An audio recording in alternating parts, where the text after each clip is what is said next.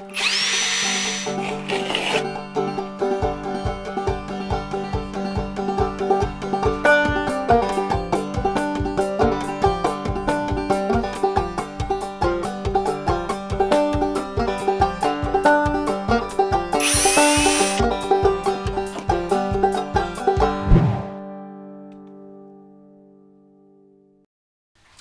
guys, welcome back to a new edition of Tech Talk with me, R&D Lee.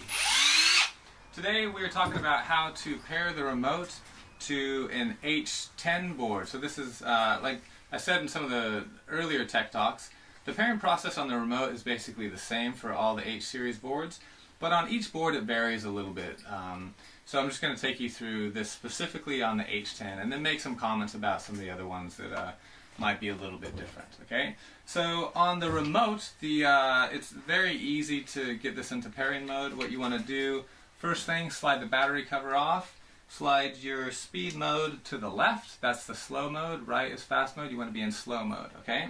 And then the next thing you want to do is on the left side of your remote, slide that button back, okay?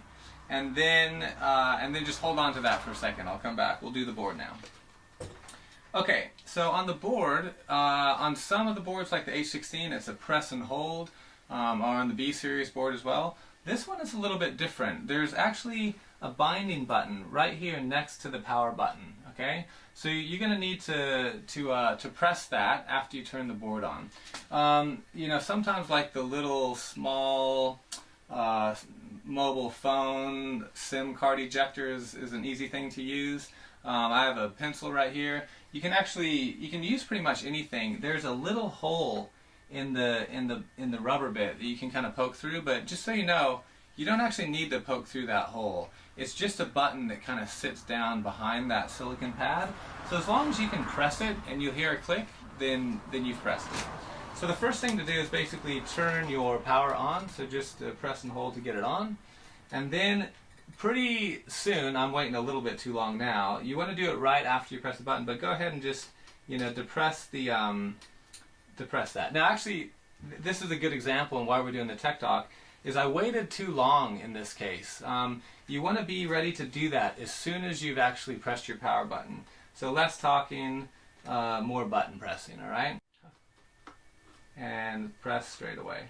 And so, because I did it in the amount of time, it's like, you know, 3 seconds, 5 seconds, something like that. You can see I'm now in pairing mode, where the light is flashing, alternating colors, okay? So now back to the remote. Just a reminder, I've switched it to slow mode. On the left side of the remote, I've pulled it back. On some remotes, that's reverse. It's a forward and reverse function. On other ones, it's an eco and a boost function, but as long as it's pulled back, that's the main thing. Pull back on the brake. Once again, everything is back. The left side's back, the brake is back, the power's off, and when you're ready to pair, go ahead and just slide your power on, and then you just wait. And while you're doing it, you'll see that ultimately that will go to flash green, go solid, and then go to consistently flashing green. And this button is blinking blue, and everything is good. Now, you want to check to make sure it actually is good, so go ahead and accelerate. Now you see on that one, it took a long time to do it because you're actually still in slow mode. So for me, I like to ride in fast mode. If you're a beginner, stay in slow mode. But for me, I'm switching over to fast mode, and you'll just get a little bit more out of your motor there. Bam, that's how to pair the remote on an H10. Now one thing, for some of the older models, like an H6, things like that, you know, the binding button is a little bit different. It's not a piece of rubber. It's the actual power button looks a little bit different here. And the binding button, you actually do need like a small needle thing, the SIM card replacement tool, to actually reach in there and to hit that button. You can't do the trick that I said there. But apart from that, everything else is the same.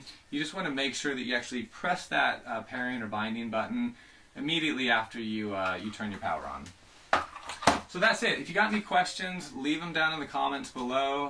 We always like to see questions and comments from you guys.